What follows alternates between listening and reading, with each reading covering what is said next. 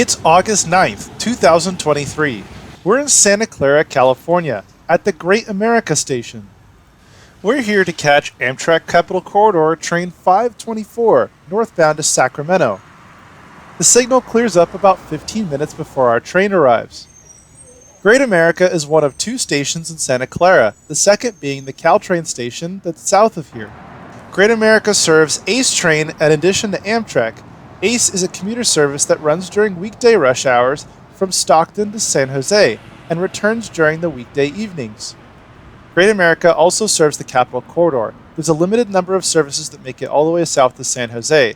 In addition to the heavy rail services, VTA's light rail is just upstairs, in addition to Levi Stadium and the Great America theme park.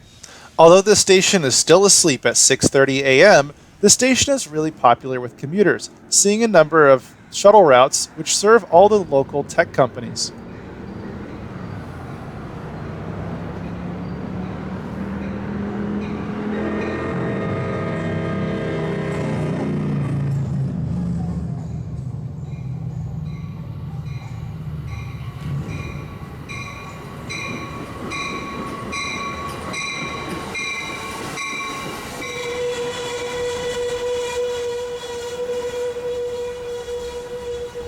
Just about 3 minutes late, I board my Amtrak train 524 northbound to Sacramento. Amtrak Capital Corridor trains are made up of 4 Amtrak California cars. These cars are used on the Amtrak Capital Corridor service as well as the San Joaquins, and a version of them is used on the Pacific Surfliner in Southern California. These are Amtrak California North cars, which are slightly older than the Pacific Surfliner cars. They were built between 1998 and 2000. Getting on board, there's no assigned seating. The seats are extremely spacious. They have a huge tray table, a huge window, a single power outlet, a footrest, a small storage area, and a reading light.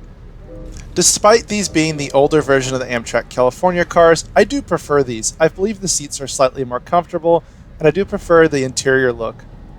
Great America is one of the few unmanned stations on the Amtrak route, meaning there's no one there to check your tickets. But at larger stations such as San Jose, there is a ticket check prior to entering the train.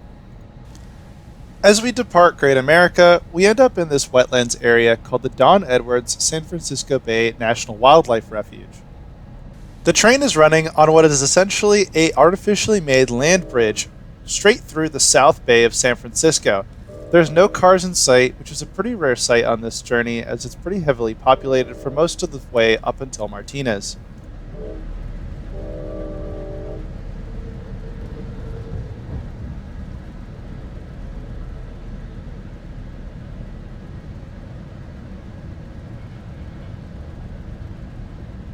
Something I had never seen before was an electronic printed seat check.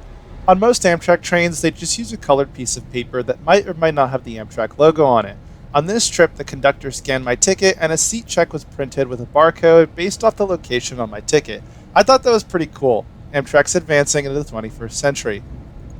The Amtrak Capital Corridor is also stepping into the 21st century with its ticketing methods. Most Amtrak passengers currently are traveling using the normal method. You buy a ticket on Amtrak's website, add it to your Apple Wallet or print it out, and use the barcode as your ticket. The new ticketing method uses your contactless credit card as your ticket. You tap on and off of the train on a reader located on the bottom floor. While this method is currently being piloted, it saves money because Amtrak uses a discounted rate for this program. It's also much more convenient. There's no need to buy a ticket or a monthly pass. You just get on, tap, and get off. It's pretty cool, and I really hope Amtrak makes this permanent because this service is really promising for commuters.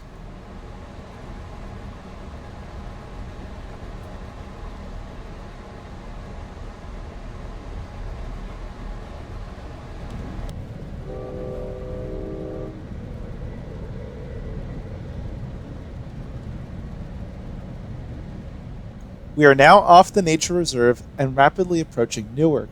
Newark is the location of a small Union Pacific yard used to service customers in the Newark and Fremont areas. Amtrak's Capital Corridor has a long history. It was originally operated in some form or another by the Southern Pacific until May 1st, 1960. The majority of trains along the line were long-distance trains, with most of the commuter service being provided by interurban lines in the Oakland and San Jose area.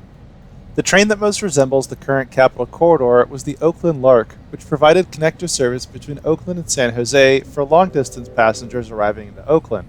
As mentioned before, service between Oakland and San Jose ended on May 1st, 1960, and the last train between Oakland and Sacramento was called the Senator, which was discontinued on May 31st, 1962. From the beginnings of Amtrak in the 1970s to the 1990s, no service operated in the Capital Corridor area we know today.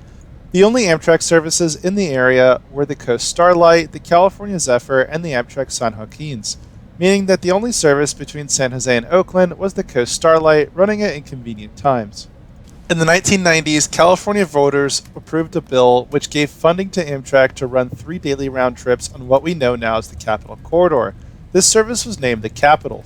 On April 29, 2001, the Amtrak service was renamed the Capital Corridor, and trains have been added to the schedule ever since. At its peak, the Amtrak Capital Corridor saw approximately 1.5 million passengers per year and about 16 round trips per day. In 2023, a lot of trains have been added back since the COVID pandemic. Service still remains limited past Sacramento, as 1 train per day makes its way to Auburn. Additionally, not all round trips make their way to San Jose. A lot of the track is single-tracked, meaning it's difficult to run multiple trains on that line. The Capital Corridor is part of Caltrans, which manages 3 Amtrak California services. Funding is provided by Caltrans, but most of the management is done by the Capital Corridor Joint Powers Authority, or the CCJPA. Interestingly, the CCJPA contracts with BART for day-to-day management and support staff on the Capital Corridor route. Who knew that BART would be managing a heavy rail service run by Amtrak?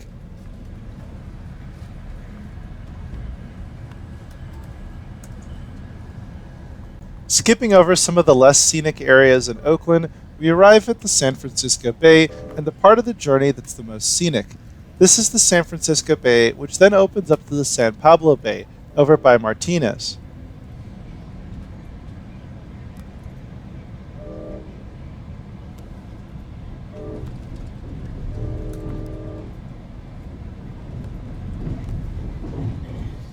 This area is known as Pinole. It's a railfan hotspot listed in the Railfan Hotspots guidebook. I had the chance to film here last year as part of my San Francisco trip.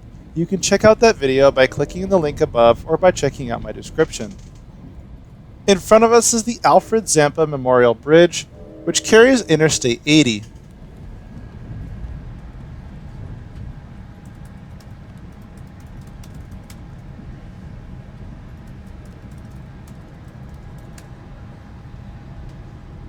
At this point, the train started to fill up. It didn't get completely full, but it was definitely full of commuters. A lot of people in suits and ties headed to the California capital on their morning commute.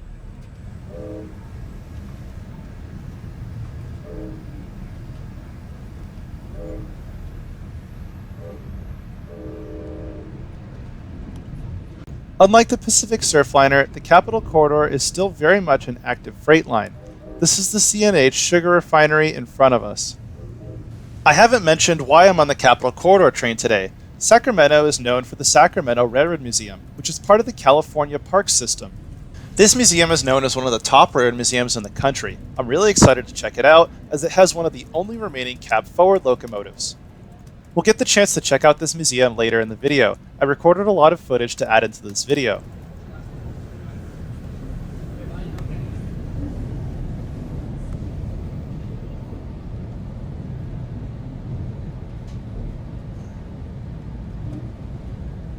After a quick station stop in Martinez, we cross the Benicia Martinez Railway Bridge. This bridge crosses the Suisun Point Channel and must be tall enough to allow large cargo ships to cross underneath. This bridge is used by the Union Pacific and the Amtrak's Capital Corridor. If you'd like to see some videos of trains passing over the bridge, I had an opportunity to film here back in 2022. You can check on that in the link above. If a ship is too tall, there is a drawbridge in the middle. The railroad bridge is the shortest of the 3 bridges, the other 2 being car bridges. The Benicia Martinez Bridge is the longest railway bridge west of the Mississippi and is the 2nd largest railway bridge in the country. The bridge started construction in 1928 and was completed in 1930 and replaced a ferry route that used to span the same distance. The bridge was originally built for the Southern Pacific, and is now owned by the Union Pacific, with BNSF trackage rights trains traveling over it in addition to the Amtrak trains.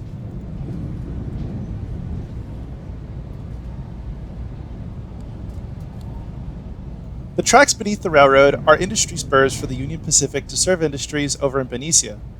On the hill above is the Vista Point. It has a small playground and some parking spaces, and affords a really great view of the tracks. This is the video I took in 2022 of the Capital Corridor crossing the bridge from this location.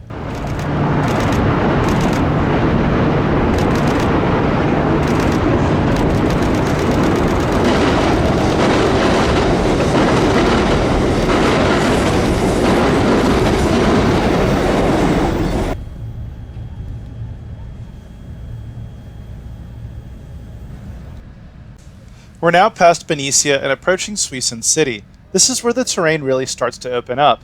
I wasn't expecting this much scenery on the Amtrak Capital Corridor, as it's really not known for the sights out the window, but this was a pretty awesome view this morning.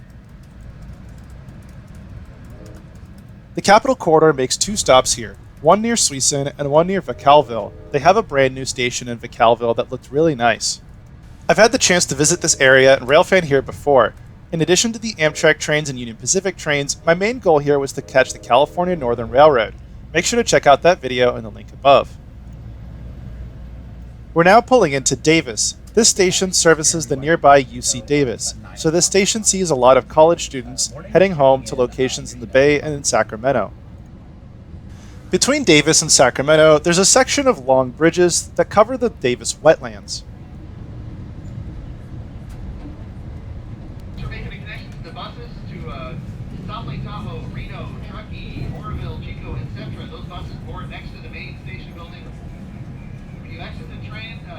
On the approach into Sacramento Station, we cross the Sacramento River, which is a drawbridge span with cars on the top. The majority of Capital Corridor trains terminate at Sacramento. There is one round trip that services Roseville and Auburn.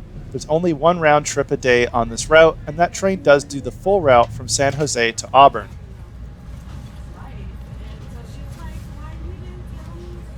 Some Southern Pacific heritage was visible out the window as we pull into Sacramento on time at 9:22 a.m.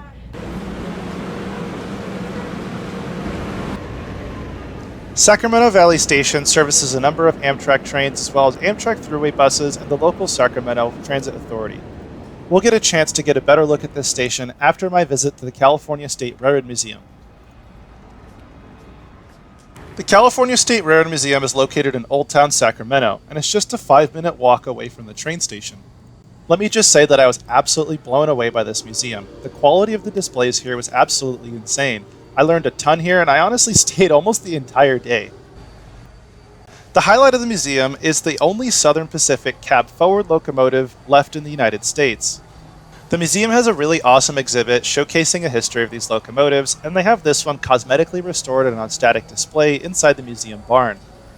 I did ask the slightly comical but sincere question of if this locomotive could ever be restored to running condition. They pretty promptly told me no, as there are no spare parts for the locomotive and the internals are in pretty bad shape. If anyone's interested in starting a fundraiser for a couple $1,000,000 to get this locomotive started, please put it in the comments section. But otherwise, it looks awesome at this museum.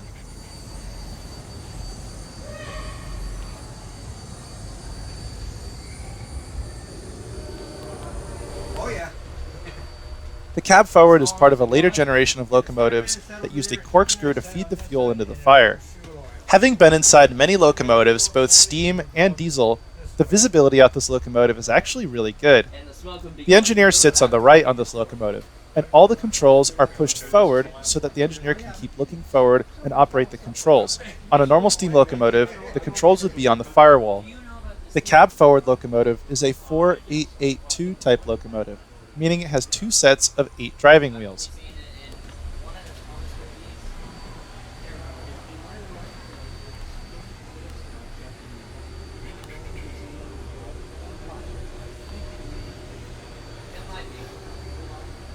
Of the 20 built for the Southern Pacific, this is the only remaining example. Locomotive number 1010 was owned by the Santa Fe. This locomotive is special because it was one of the 19 locomotives used in the Los Angeles to Chicago Scott Special. This train set a speed record, and did the journey in 44 hours and 54 minutes. Next to it is the Santa Fe F7A. These locomotives were used on Santa Fe passenger services.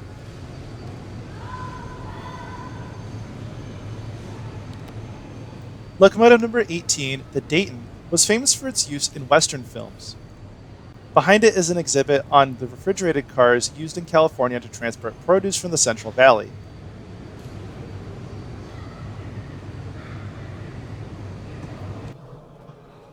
There was a really awesome exhibit on train travel in the Santa Fe. This is what a bunk sleeper car would have looked like, with no private rooms. These are bench seats that fold down to reveal bunks.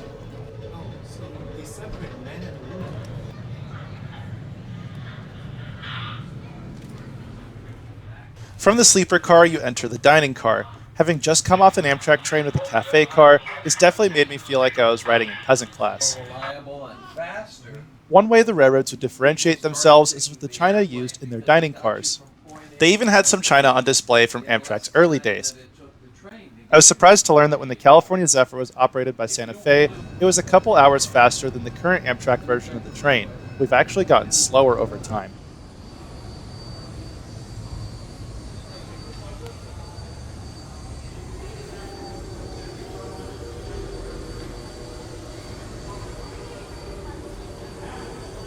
The next set of exhibits showcases a couple cars that were narrow gauge cars used in the California area.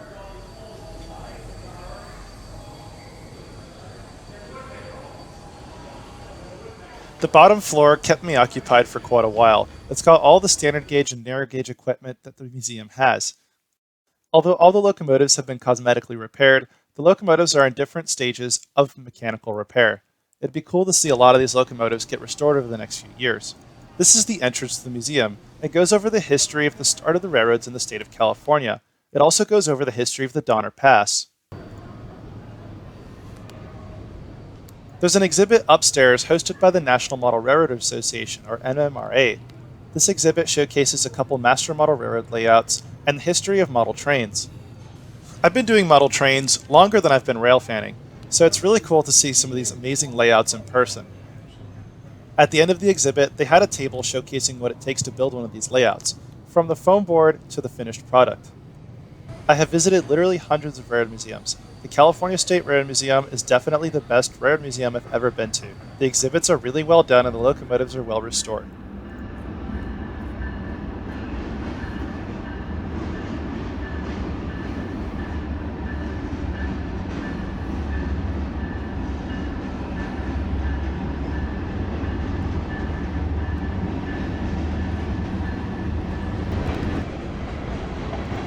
Coming out of the museum, I managed to catch a Union Pacific eastbound crossing the Sacramento River.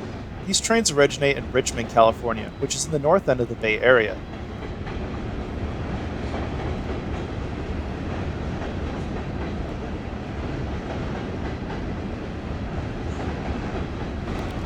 From my experience catching trains on this line last year, there's only a few trains a day on this line. I felt pretty lucky to catch this one as there's only one other freight train that came through during my time in Sacramento.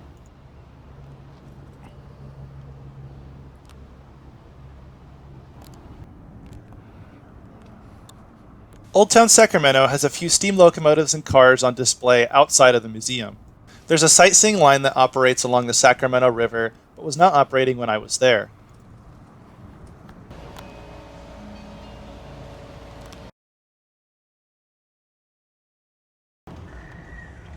There's also an outdoor train shed with a good number of locomotives and cars for the Sacramento Railroad Museum. I can only see them through the grate.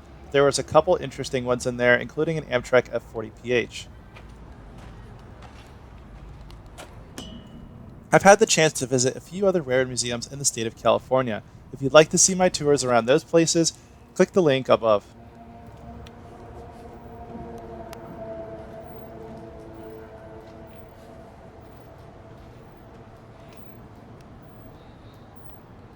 Old Town Sacramento is modeled to look like a historic California town. It's also home to the Sacramento History Museum, which will definitely be another trip on the Amtrak Capital Corridor at some point. After lunch and a quick walk back to the station, this is the outside of the Sacramento Valley Station. You can see on the station facade that this station used to belong to the Southern Pacific. as did the entirety of our route today. The inside of the station was pretty well kept. There's a large mural on the top celebrating the Transcontinental Railroad. There's seating in the main hall, and there's a coffee shop selling food and coffee. There's also an Amtrak ticketing counter, and after a small 5-minute walk across the light rail tracks, we end up in this underground terminal under the tracks. There are 2 platforms here serving 4 tracks for Amtrak Capital Corridor trains as well as Amtrak long-distance trains. Our return train is Amtrak 547 and departs on time at 5:03 p.m. I'm in the rear car of the consist. This is the cab control car, not in use on this journey as the locomotive is hauling on the way back to San Jose. This car looked like it had been renovated. The seats were newer and there were LCD display screens. This is also the car that has the tap-on, tap-off readers used in the pilot program mentioned before. Amtrak Capital Corridor train sets are comprised of 4 Amtrak California cars. These cars are built by Alstom and were built between 1980 and 2000. All Amtrak Capital Corridor trains are open seating with 1 class of service. This is different from the Pacific Surfliner, which has a business class with assigned seats. Capital Corridor trains are comprised of 4 cars. There's always 1 cafe car, 2 coach cars, and a coach baggage car at the rear, which is always the control car. Amtrak California North cars differ slightly from the cars used on the Pacific Surfliner in Southern California. The seats are different, as well as the cafe car arrangement. On the Pacific Surfliner, cafe cars are always on the bottom level. On this train, they could be on the top or bottom level. My previous train had the cafe car on the bottom level. I didn't get any footage of that, but it's just a counter with a server in the back. This current car has the cafe car on the top, which also has a lounge space with a couple booths for passengers. There's a large naval presence in the North Bay area. These are a few Navy ships docked just outside of a naval base.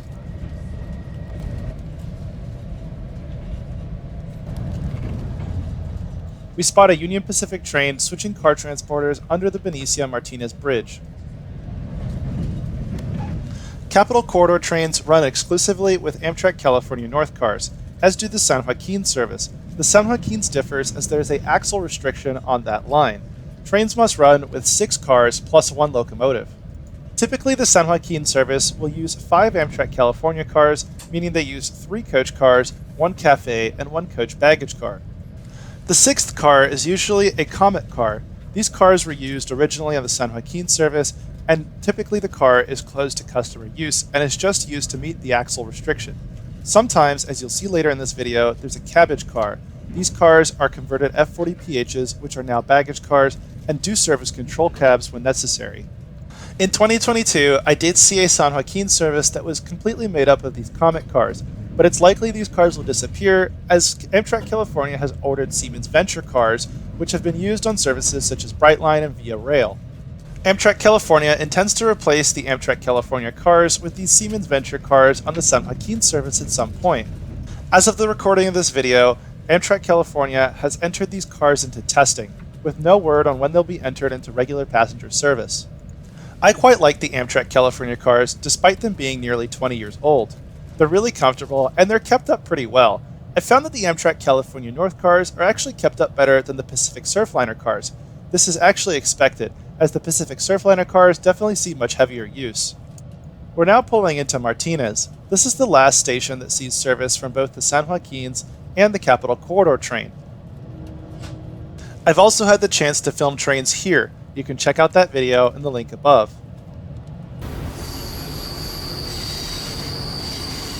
This is a look at the lounge and cafe car on the upper level as we pass by the San Pablo Bay.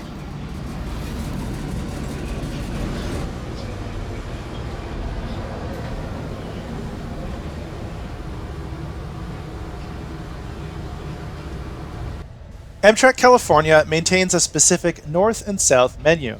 This menu includes a lot of the normal items, and most of the items are microwavable, such as pizzas and hot dogs. There's also a few California special items, such as snacks and wines.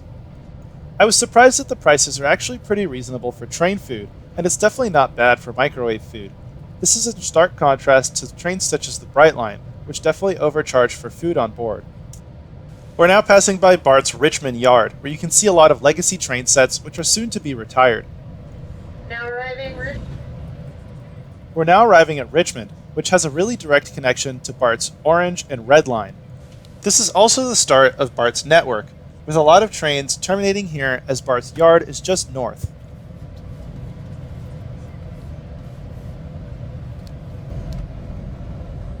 Looking out the window, I saw a huge smoke cloud coming from the port of Oakland.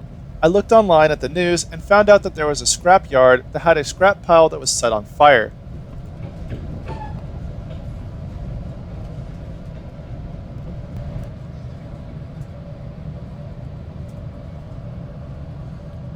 We're now passing by Amtrak's Oakland Yard. This is where San Joaquin and Capital Corridor services are serviced, as well as Amtrak's California Zephyr. We get a better look at the Comet cars and the Cabbage car, as well as some of Amtrak's new locomotives for long-distance services.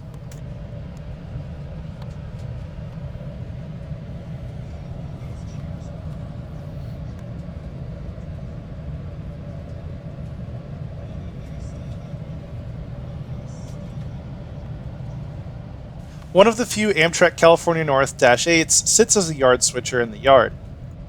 Amtrak California North's power mostly consists of the Siemens Charger. These locomotives have been purchased to replace the F-59 PHI locomotives, which there are still a few roaming around the network. This is in contrast to the Pacific Surfliner, which only runs the Siemens Charger.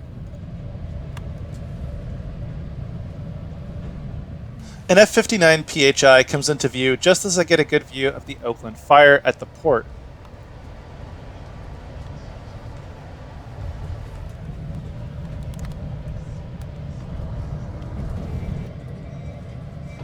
Pulling into Oakland Jack London Square, we have a 1-minute station stop where we see one of the San Joaquin service getting ready to head north, about an hour late. If you look closely on this train, you can see each car is named after a California landmark. Amtrak California North cars are typically named after Northern California landmarks, while Amtrak Pacific Surfliner cars are named after Southern California landmarks. Amtrak Train 718 makes the full trip to Bakersfield, California in around 6 hours. There's a throughway bus connection from San Francisco to Oakland, and there's a throughway bus connection from Bakersfield to Los Angeles. The full trip takes over 8 hours.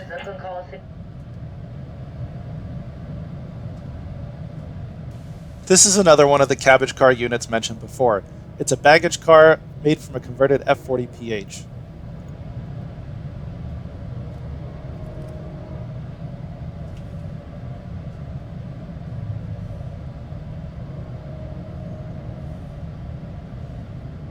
Behind this train was what I assumed to be Amtrak 545, which was the train that had come in before me and had now finished its journey at Oakland.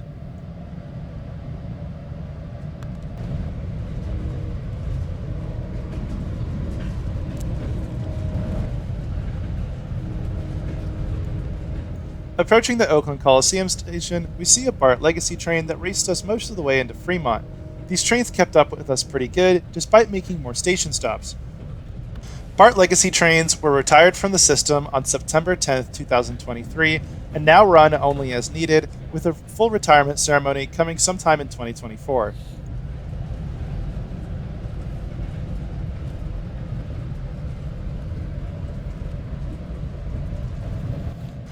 The BART train makes it into Coliseum just as we do.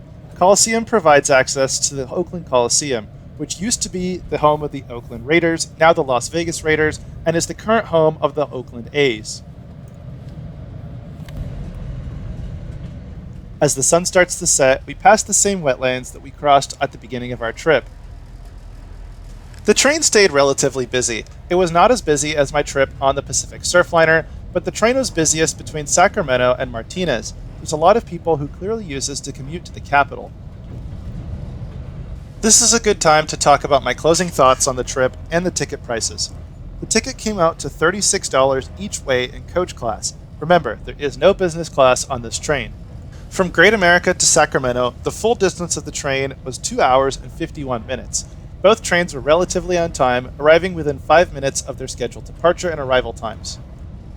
The staff was friendly and the cars were clean. Overall, I'd say this is an awesome way to get from San Jose to Sacramento and points in between. The Pacific Surfliner gets a well-deserved reputation for its scenery, but the Capital Corridor has some awesome scenery as well. Don't discount it on your trip to California. I've always said the Bay Area has some pretty passable transit. The Capital Corridor provides a lot of connections to BART, as well as connections to Caltrain. If I had one criticism for this network, it's that it's not well integrated into the Bay Area transit network. Every Bay Area transit company uses the Clipper card, except for Amtrak. It'd be nice to see Amtrak use Clipper instead of its own ticketing system for ease of use. Walking through the train, we can get a look at the cafe car as well as some of the coach cars. This is not the only Amtrak California service I've had the chance to ride. I just published a trip report of my trip between Los Angeles and San Diego on the Amtrak Pacific Surfliner. Although they're pretty similar, the views out the window are very different in the Southern California region, and the cars are different as well. My experience on both was really awesome, and I was really blown away by the Amtrak California experience as a whole. I wish other states had this state-funded service as well. If you'd like to see my trip report on the Amtrak Pacific Surfliner, make sure to click on the link above or the link in my description. Comparing these services to Brightline, Brightline definitely has better stations and better cars, but Amtrak California's service on board is better since it has a dedicated cafe car as opposed to an airline-style trolley. I think other long-distance operators should learn from Amtrak here. The cafe car is a big deal. My biggest complaint with Brightline is the lack of a cafe car and the fact that they come around once or twice in the journey with an airline-style cart. I have a trip report of Brightline on its opening day between Orlando and Miami coming out soon. Make sure to subscribe to be notified for when I post that video. It's pretty awesome.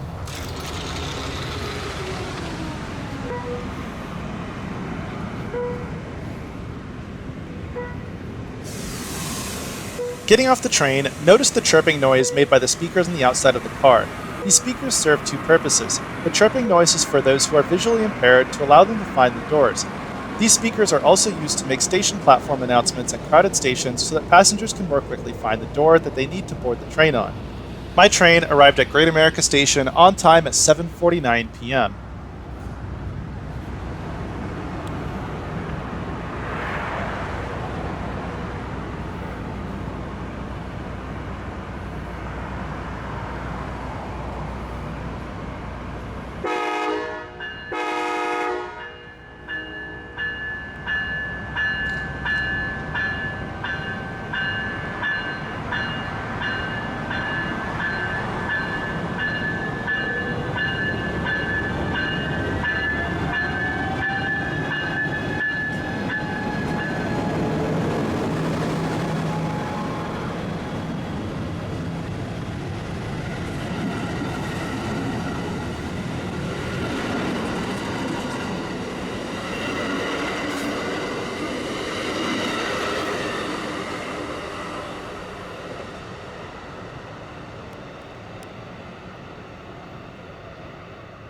And with that, my day trip on the Capital Corridor comes to an end. Thanks for watching, and make sure to check out my other videos.